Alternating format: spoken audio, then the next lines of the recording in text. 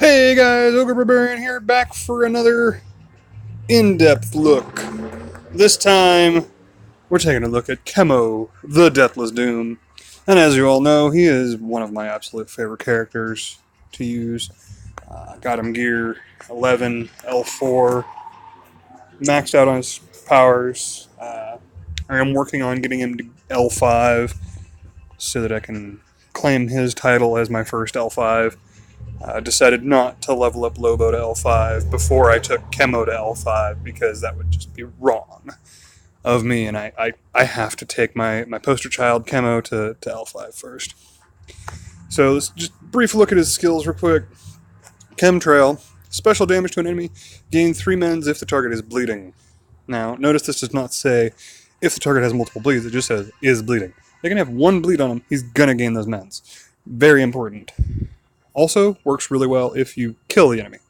So, keep that in mind. Now, the legendary for this, silence if 3 bleeds on the target. Very handy when you're trying to control the enemy team and let those bleeds do their thing.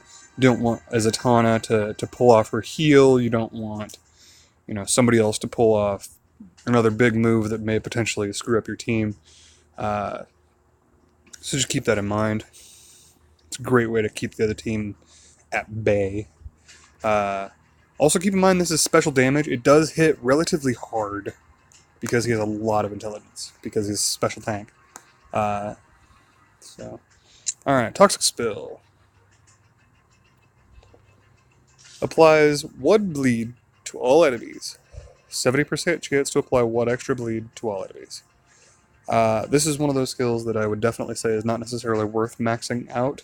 If you're short on rings, you're going to want to max out only 2 of his skills, and that's Chemtrail and Corrosive Anatomy. This one is worth upgrading if you eventually find yourself able to, but at the same time, not necessary if you have another bleeder on the team. You don't need to, per se. So, and his legendaries for this are Cannot Miss, is his first one. And the second one is cooldown -1. Now this is already on a low cooldown of 2 turns, so it drops it to 1 turn. So he can fire this off every other turn, if you take both points. Alright, next we have Fallout. Apply 2 speed downs to all enemies, 33% chance to -15% all enemy turn meters, only usable if 6+ bleeds among all enemies. Now, this move is what makes him a really, really good control character. This is another one of those moves that you can kind of skip if you want to. I would, however, recommend that you get it to this level 6 for the additional stack of speed down. It's very handy to have 2 speed downs. It makes a huge difference in how fast characters are. Then, of course, the legendary for this is Bite Sweat cooldown. And again, this is on a very low cooldown of 2 as well, so it also drops to a 1-turn cooldown. So if you have a team that is bleed heavy and needs those speed downs, he's definitely worth taking that point if you're trying to abuse it. With World's Greatest Detective, you can back-to-back slow down and stack 4 speed downs on the enemy team before they do anything, potentially. So I used to run that a little bit. It was kind of fun. And then his last one, his passive, up to 100% chance to apply 1 bleed to enemies that damage Chemo. And this one is kind of his bread and butter of where he applies most of his bleed. Between Toxic Spill and Corrosive Anatomy, this is his only sources of bleed. But Corrosive Anatomy, the difference being that these actually have a duration.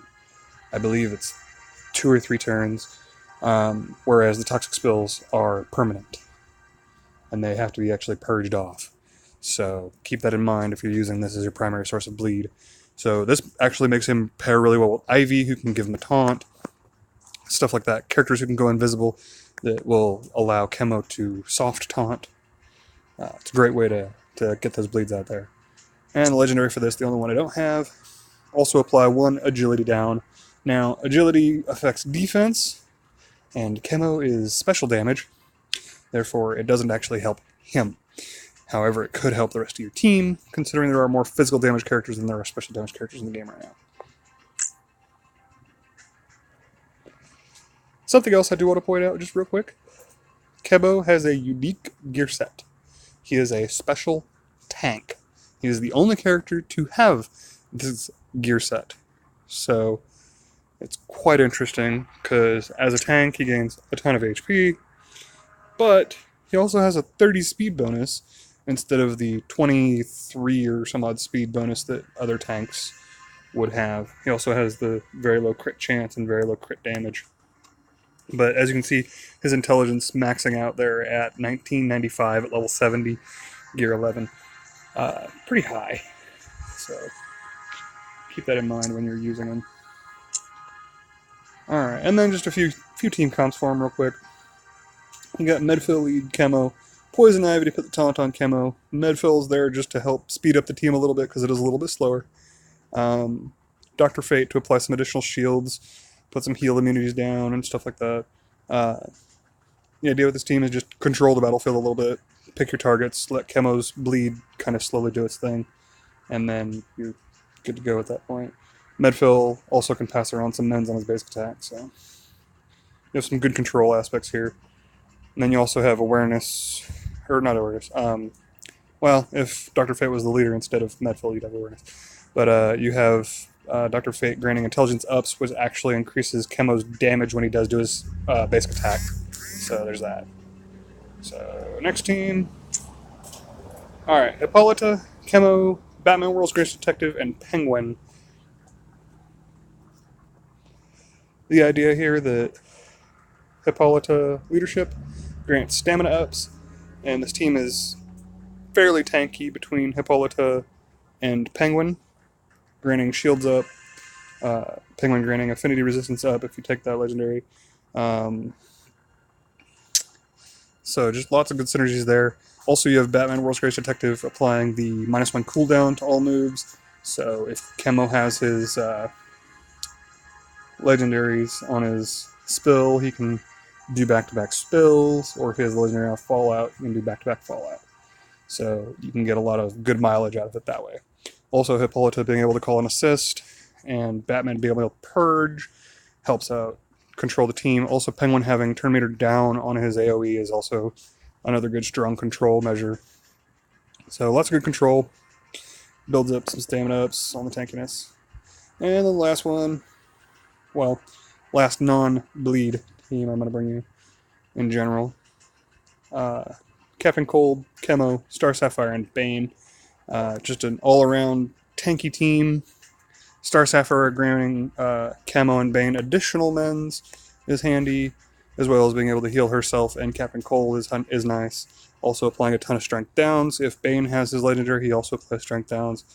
Captain Cold being able to eat up turn meter and slow people down as well, and allowing Chemo to use his slowdown as well. So you can gain control with this team fairly quickly, and then just bleed them out, and have Bane punch randomly to KO people. It's great fun. And then of course you have your fairly standard bleed teams all around. He works well on a bleed team as a just nice solid tank, very good spreader of bleed. So he helps out the rest of the team that way. And lastly, we're going to cover the legendary order that you probably want to go with is probably going to be his Cannot Miss on his Toxic Spill, and the cooldown reduction as your first two, followed by the Silence as your third. So that's probably the order I would go with. I think I went slightly differently, but again, I was trying to abuse Fallout, so I went with Fallout earlier. So, and I just, like, I know that the agility downs can be useful. It's just, and it's at 100%, so I mean, it can't be bad. But it's not something that I personally went with because he's a special damage character. It just kind of felt out of place to me. So, with that, brings us to the end of this video. Leave a comment, like, subscribe. As always, enjoy and grind on.